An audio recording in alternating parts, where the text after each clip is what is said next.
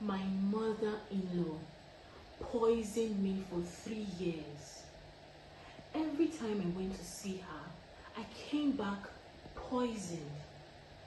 You don't believe me? Well, let's see.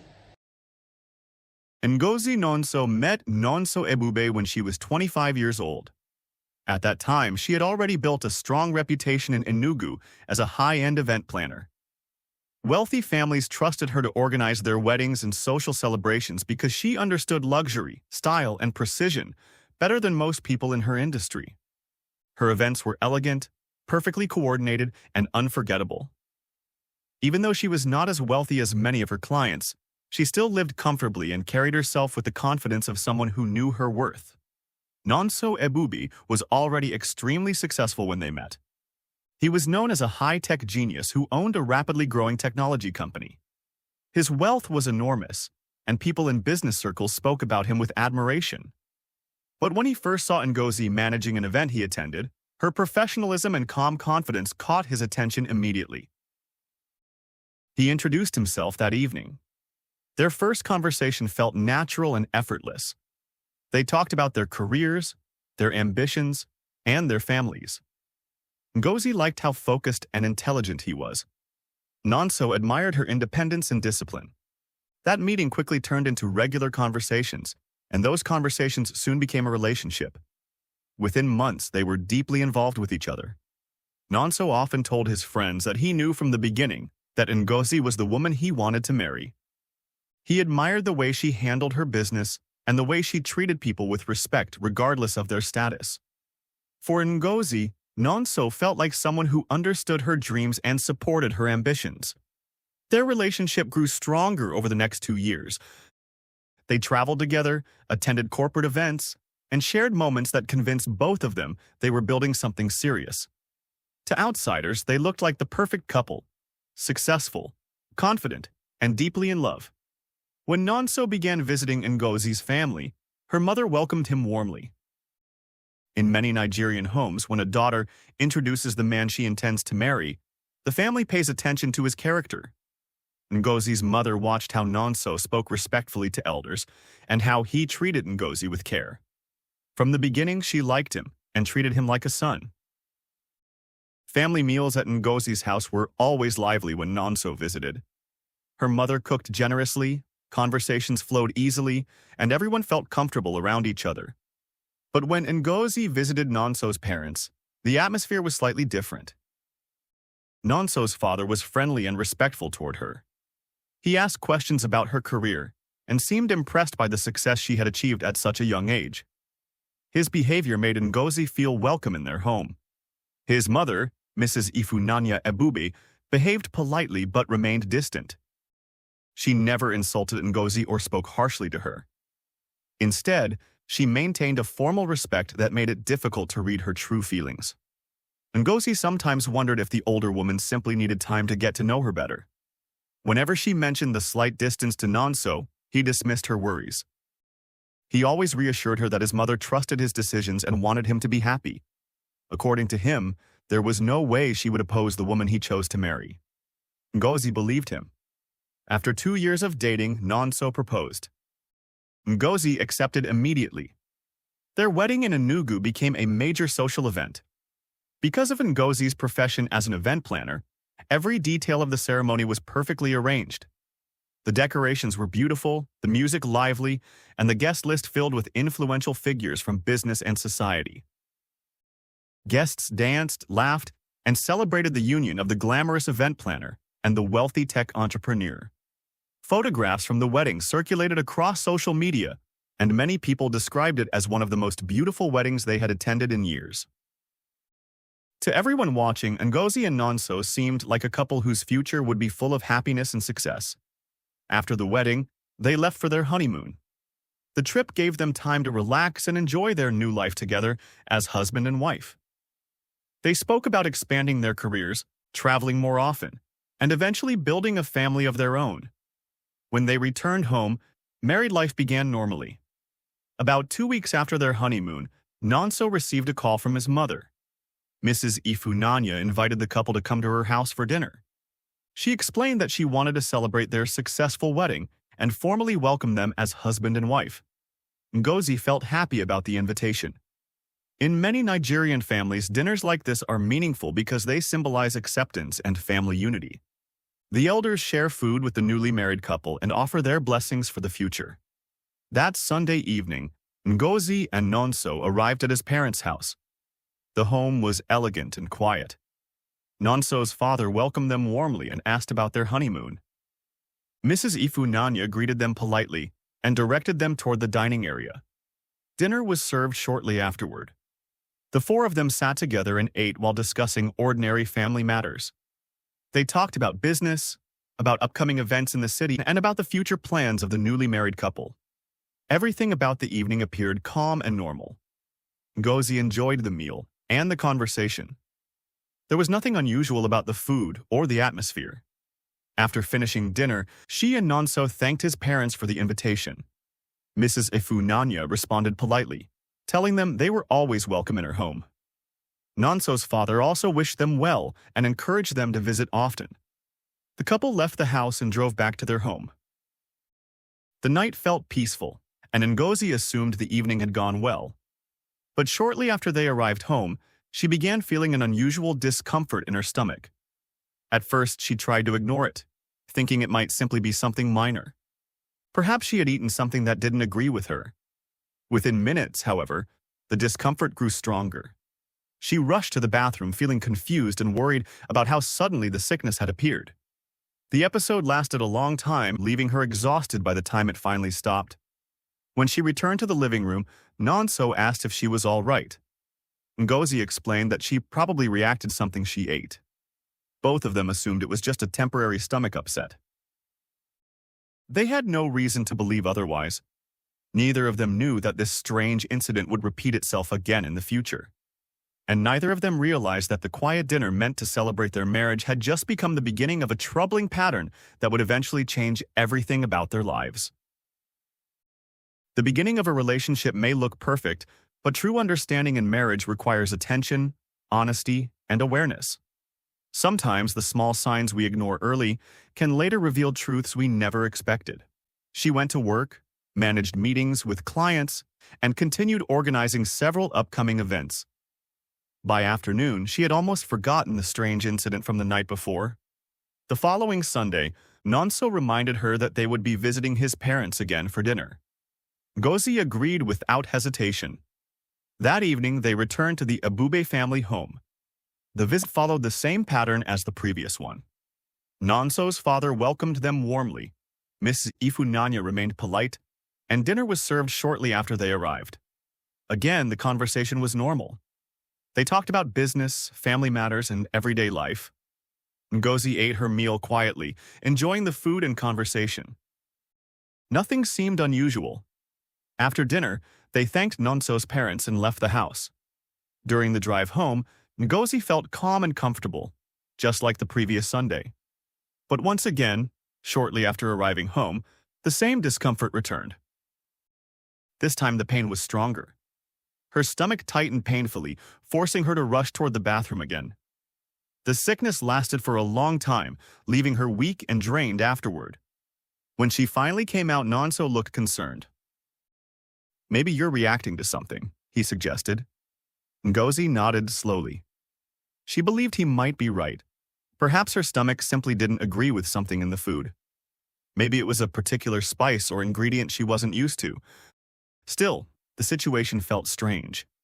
A week later, the same thing happened again. They visited his parents on Sunday, ate dinner together, and returned home. Within minutes of arriving, Ngozi experienced the same painful stomach upset. The pattern was beginning to repeat.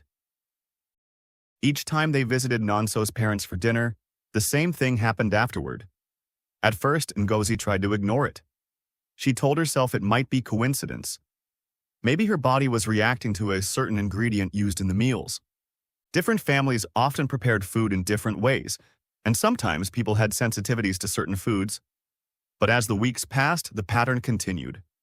Every Sunday, dinner ended the same way. Ngozi would return home feeling sick. During the week, she felt perfectly fine. She worked normally, attended meetings, organized events, and lived her life without any stomach issues. But the moment she ate dinner at her in-laws' house, the sickness returned. It slowly became something she could not ignore. Ngozi began to feel nervous whenever Sunday approached. She started paying close attention to what she ate during those dinners, wondering if a particular dish might be responsible. Sometimes she ate very little, hoping that would prevent the problem, but it did not change anything. The sickness still returned. Nonso noticed her discomfort but did not think much of it. To him, it simply looked like a mild digestive issue. He suggested she drink more water, eat lighter meals, or take stomach medication. Ngozi followed his advice, but the situation did not improve. Over time, the strange illness began to bother her more deeply. It was no longer just a small inconvenience. It was becoming a disturbing pattern that she could not explain. Each Sunday, dinner ended with the same painful experience. And although she tried to stay calm and reasonable, a quiet question slowly began forming in her mind. Why did this only happen after eating at her in-laws' house? The more she thought about it, the more unsettled she felt. But at that stage, she still hoped there was a simple explanation. She had no idea that this repeating sickness was only the beginning of something far more troubling that would soon challenge her health, her marriage, and the trust she believed existed within her new family. Sometimes the first signs of trouble appear quietly, disguised as small problems that seem easy to ignore. But when something keeps repeating itself, wisdom requires us to pay attention rather than dismiss it. Listening to our instincts can sometimes protect us from deeper problems that are yet to reveal themselves. Every Sunday, Ngozi and Nonso visited his parents for dinner. At first, it felt like a normal family routine. Nonso had grown up in a home where Sunday evenings were reserved for family gatherings. His mother believed it was important for everyone to sit together, eat together, and maintain strong family bonds. As a new wife, Ngozi felt it was her duty to participate in that tradition. So every Sunday evening, they drove to his parents' house. And every Sunday night, the same thing happened. Shortly after returning home, Ngozi would become terribly sick. At first, she tried to convince herself it was a coincidence.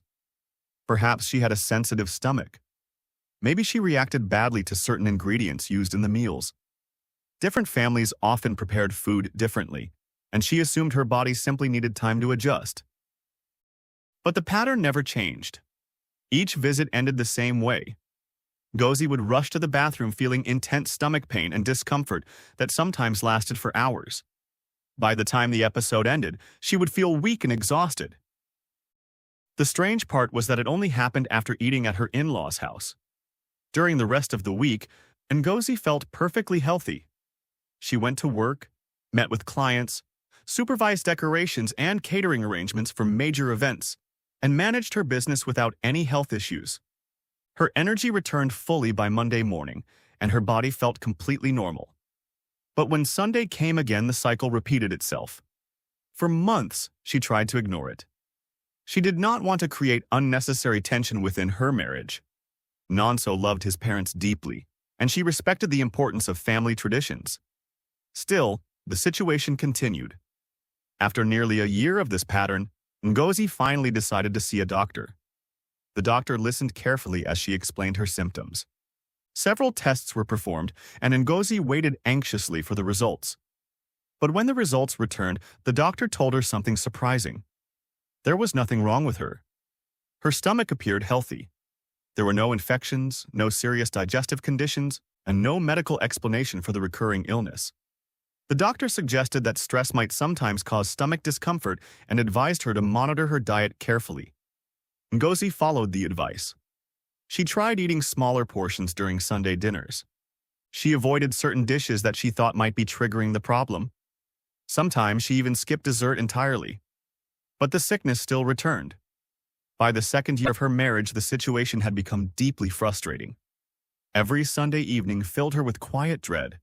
She knew what would happen after dinner, but she still went because Nonso insisted that family dinners were important.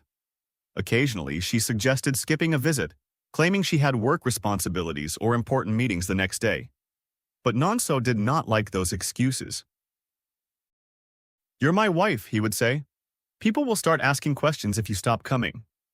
He believed appearances mattered, especially in their social circle. Being absent from family gatherings would attract unnecessary attention. So Ngozi continued going. And every time they returned home, the same painful cycle began again. Eventually, she visited several more doctors. Each one conducted different tests. Blood tests, digestive examinations, and dietary assessments were all performed. But every result returned the same answer. Nothing was medically wrong with her. The lack of explanation made the situation even more frustrating. As time passed, the illness began affecting her work. Ngozi's career required energy and focus. She coordinated large teams of decorators, caterers, musicians, and venue managers. Every event required careful planning and attention to detail. But when Sunday nights left her exhausted and weak, Monday mornings became difficult. Sometimes she struggled to concentrate during meetings. Other times, she canceled appointments because she still felt unwell. Her assistants began noticing that she looked tired more often than usual. Still, she tried to maintain her professionalism. But inside, she was becoming emotionally drained. The repeated sickness began affecting her peace of mind. She constantly wondered what was causing the problem, yet no doctor could provide an answer. Eventually, she decided to consult a specialist outside the country. Nonso supported the idea at first, believing it might finally reveal the cause of her condition. So Ngozi traveled to London to meet a well-known digestive specialist. The consultation involved even more tests. Weeks passed as she waited for the final results. But when the specialist finally spoke to her, the answer was exactly the same as before. "There is nothing medically wrong with you," the doctor explained. Ngozi felt confused and discouraged. If nothing was wrong with her body, why did the sickness keep returning? After returning home from London, the Sunday dinners continued. And so did the illness. By the third year of her marriage, the situation had become unbearable. Every time Sunday approached, Ngozi felt anxiety building in her chest. She knew what awaited her after dinner, yet she still forced herself to go. Sometimes she tried to talk to Nonso about it. "I feel like something isn't right," she told him one evening. Nonso immediately defended his mother. "My mother would never harm you," he said firmly. "Maybe you just have a weak stomach." Those words hurt more than he realized. Ngozi had hoped he would listen carefully and take her concerns seriously. Whenever she tried to raise the subject again, he became irritated.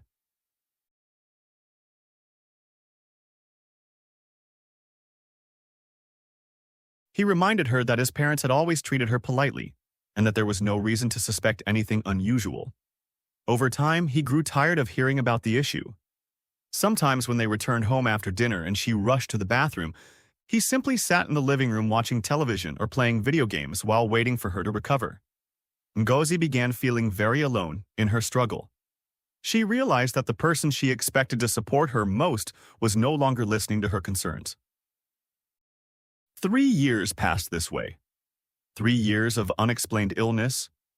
3 years of painful Sunday nights. 3 years of doctors, tests, and unanswered questions. But as time passed, Ngozi began noticing something that made her increasingly uneasy. The sickness never happened anywhere else. Not after eating at restaurants. Not after attending events. Not after visiting friends. Only after eating at her in-laws' house. The pattern was too precise to ignore. At first she had doubted her own thoughts. She tried to remain rational and avoid blaming anyone unfairly. But by the end of the 3rd year, a quiet certainty began forming in her mind. Something was wrong. And whatever the cause was, it was connected to those Sunday dinners. For the first time, Ngozi stopped believing the situation was simply coincidence. She began to believe that the truth behind her suffering was hidden somewhere inside that house. And if no doctor could explain it, then she would have to find the answer herself. When someone repeatedly ignores your pain or dismisses your concerns, it can leave you feeling alone even within a relationship. True love and partnership require listening, support, and understanding. Sometimes trusting your instincts and searching for the truth becomes necessary when no one else is willing to see what you are experiencing. 3 years of unexplained sickness had pushed Ngozi to the edge of her patience. She had visited doctors, taken medications, and even traveled abroad for medical tests, yet no one could explain why she only became ill after eating at her in-laws' house. Every Sunday ended the same way, and every time she tried to talk about it, her husband dismissed her concerns. By the beginning of the 4th year of her marriage, Ngozi stopped believing the situation was a coincidence. Something was wrong. She could feel it in the quiet pattern that had repeated itself for so long. The sickness never happened anywhere else.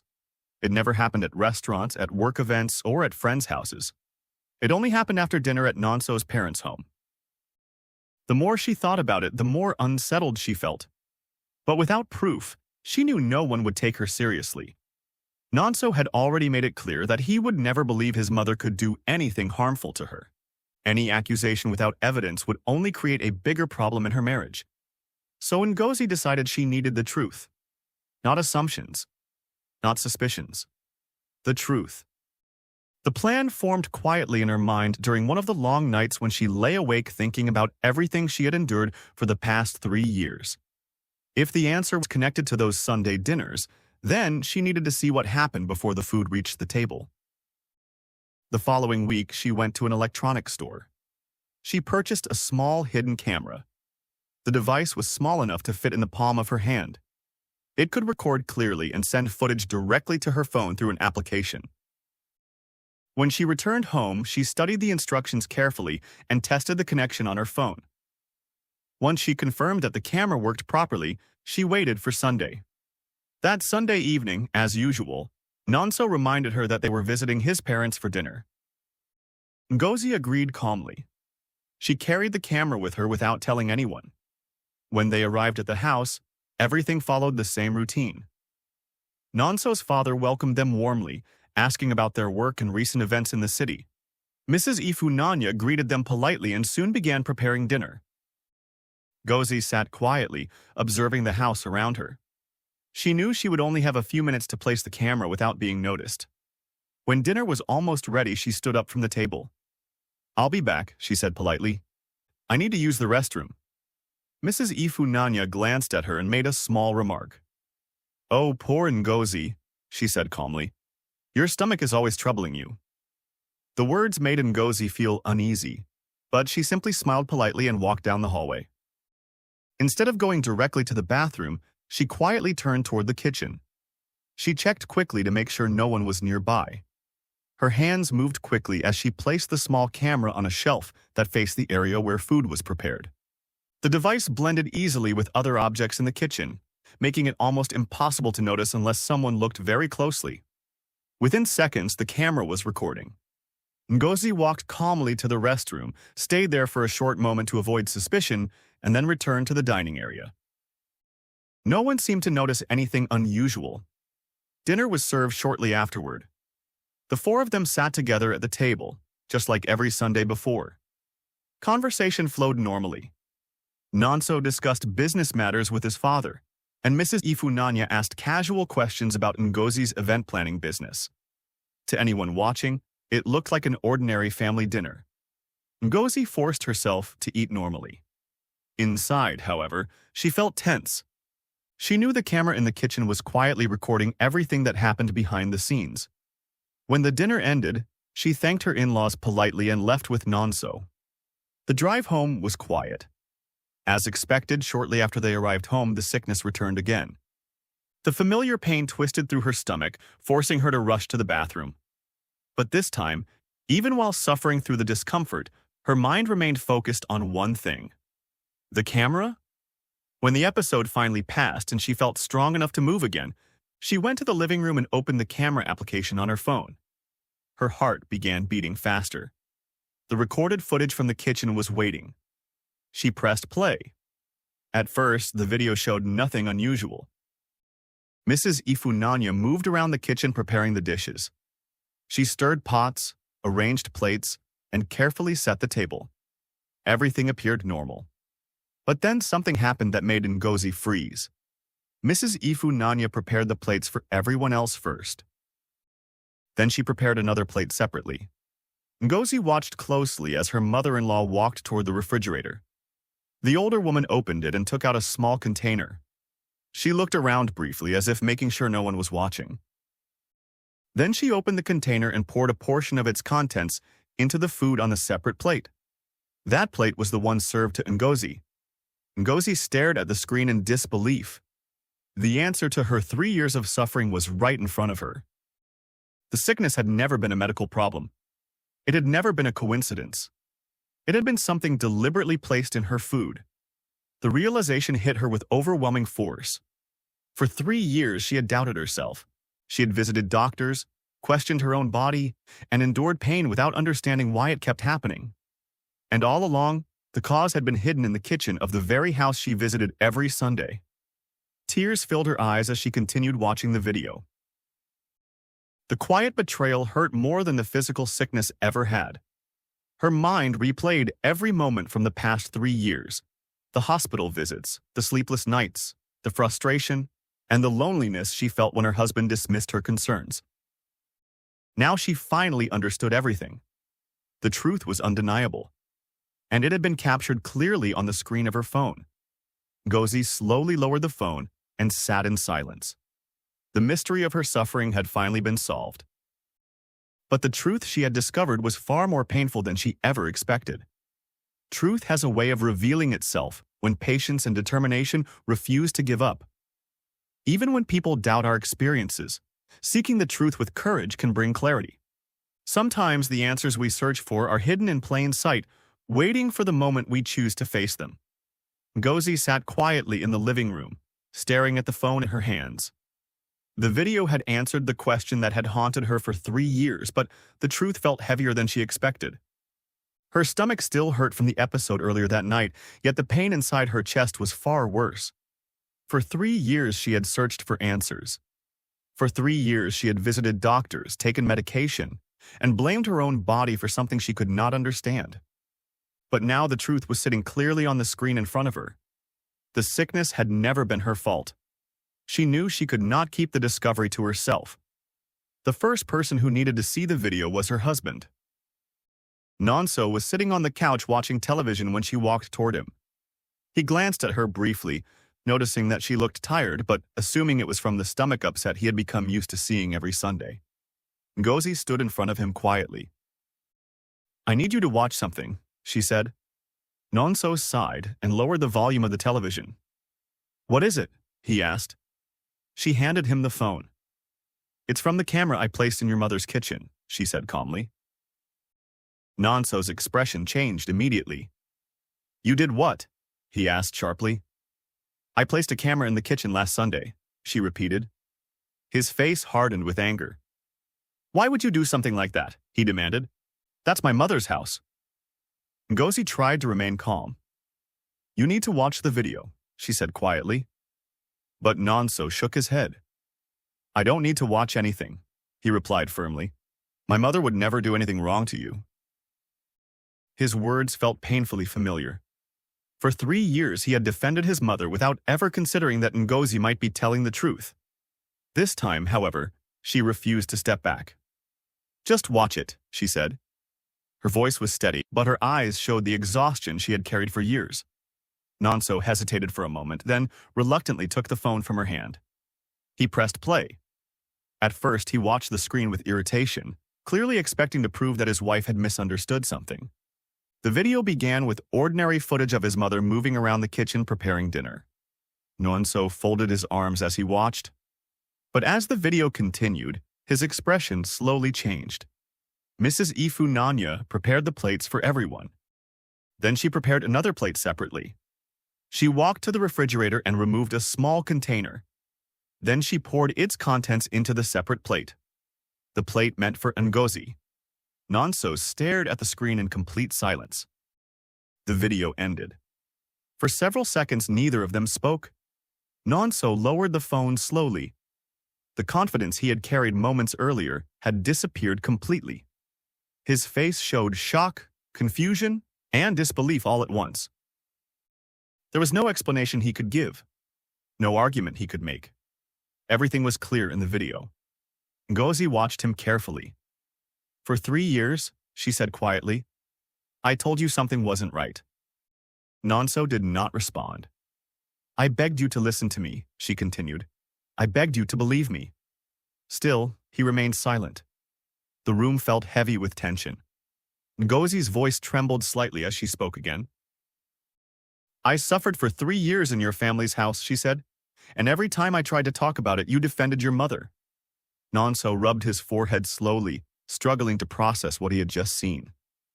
I don't know what to say," he murmured. But for Ngozi, the moment had already passed. The pain she had endured for years could not be erased with confusion or silence. She had expected him to protect her. Instead, he had dismissed her suffering. She reached for the phone again. "I'm going to send this video to the family group chat," she said. Nonso's head snapped up immediately. "No," he said quickly.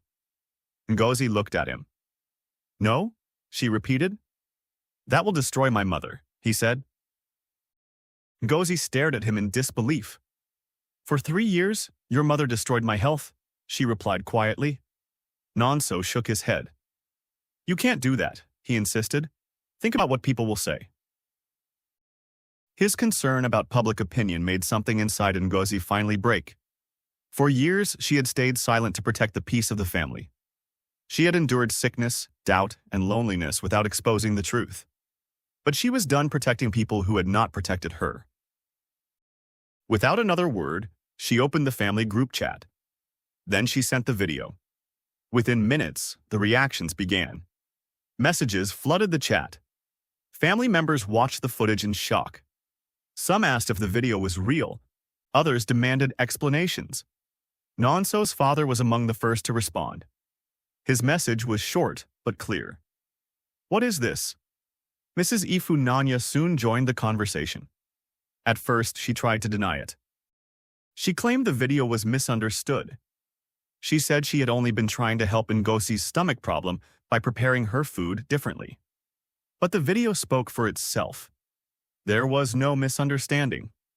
Relatives began calling each other, discussing the shocking discovery. News spread quickly beyond the family chat.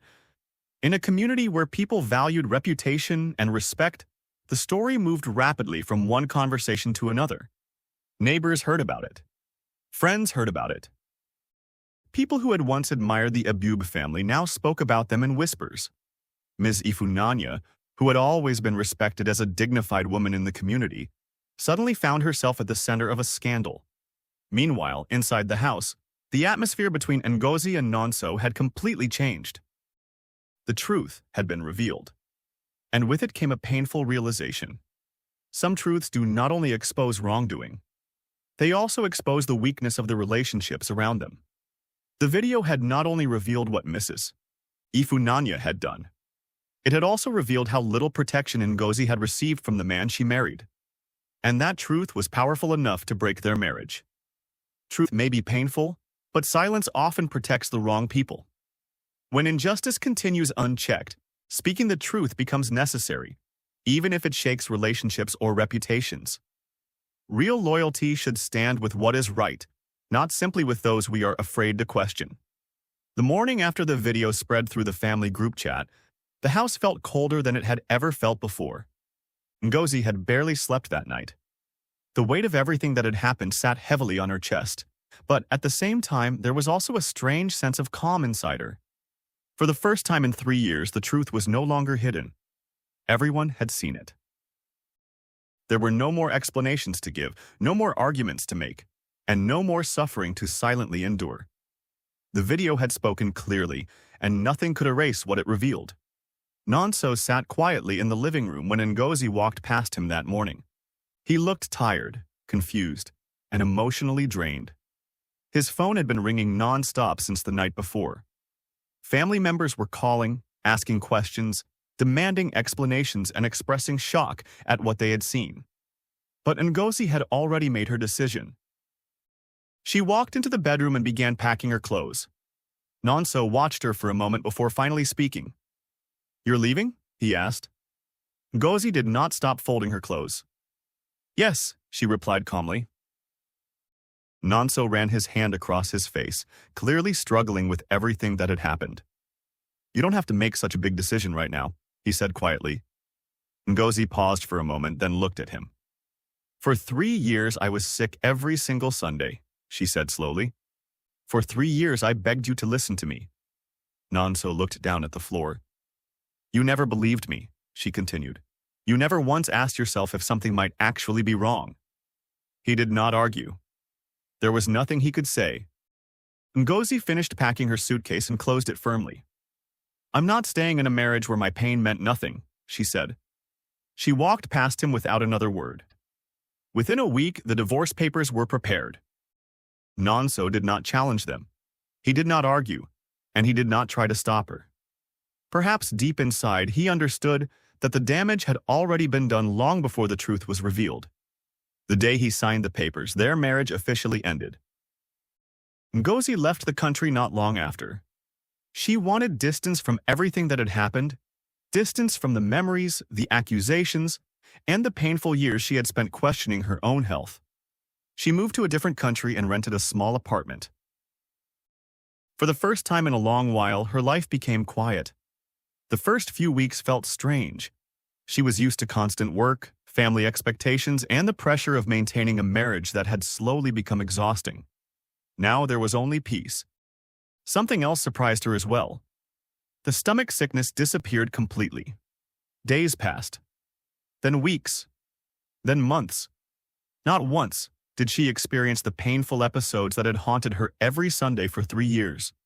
Her body felt stronger, healthier, and more relaxed than it had in a very long time. That realization alone confirmed everything she had already discovered. The problem had never been her body. It had never been her health. It had been the environment she was living in. With time, Ngozi slowly began rebuilding her life. She returned to her work as an event planner, starting again on a smaller scale in her new city. Her experience and talent helped her regain clients quickly. People appreciated her creativity, her professionalism, and the calm confidence she carried with her. Work gave her purpose again. But more importantly, she began to rediscover something she had almost lost during those difficult years: her peace of mind. One afternoon, while working on an event project, she met someone new. He was calm, thoughtful, and patient. Unlike the life she had known before, there was no pressure, no tension, and no silent conflict surrounding their interactions. He listened when she spoke, respected her opinions, and treated her with kindness. Their friendship grew naturally, and over time it slowly turned into something deeper. For the first time in years, Ngozi experienced what it felt like to be with someone who believed her without question and cared about her well-being without hesitation. Meanwhile, back in Nigeria, the situation within the Ebube family had changed dramatically. The scandal had spread throughout their community. People who once respected Mrs. Ifunanya now spoke about her with disappointment and disbelief. Neighbors began keeping their distance, and family gatherings that once felt lively became quiet and uncomfortable. Nonso's father struggled deeply with the situation. After 30 years of marriage, the trust he had in his wife was shattered. Eventually, he made a decision that shocked many people in their circle. He divorced her. The once proud and respected woman became someone many people avoided. Her actions had not only harmed her daughter-in-law, but had also destroyed the unity of her own family. Nonso himself carried the weight of everything that had happened. His relationship with his mother became strained, filled with resentment and regret. The choices he made during those 3 years, especially his refusal to believe his wife, became something he could not easily forget. As for Ngozi, she chose not to look back. Her new life was peaceful, stable, and full of possibilities. The pain of the past had taught her lessons she would never forget, but it no longer controlled her future. She focused on her work, her happiness, and the people who valued her presence in their lives. Sometimes the end of one chapter creates the space for a better beginning. For Ngozi, leaving that marriage had not been a loss. It had been her freedom. Walking away from situations that harm us is not weakness, it is courage. When someone refuses to value our pain or protect our well-being, choosing peace over endurance becomes an act of self-respect. True love and genuine relationships are built on trust, support, and kindness, not silence and neglect. In many Nigerian families, marriages is not all about you two coming together and getting married. It's about marrying the whole damn family. And you will not believe what some people go through just to keep the peace of a family. What men and women go through just to have a good marriage. In Nigeria today, a lot happens in marriage that we don't know about. People get married, you see the beautiful pictures, you see the fine ambience, you see them smiling together.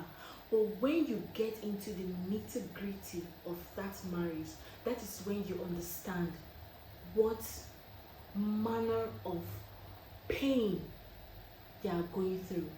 This isn't to say there are no good marriages, but for you to have a good marriage, because there is no perfect marriage anywhere, for you to have a good marriage, my flowers, you need to be understanding, consistent, and unintentional about keeping the peace of your home. This story's moral lesson is just telling us that when you love someone, you show up for them. You show up and you show out. You make everybody around them understand that you are damn serious about your partner, and so they don't joke about them.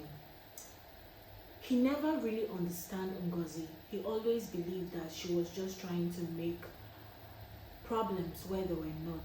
If only he had listened and attended to her pain and her need, maybe they would have still had a marriage. Sometimes you need to disrespect your parents even to keep your happy home. My flowers, I would love to know your thoughts about this story. Catch you next time. Bye.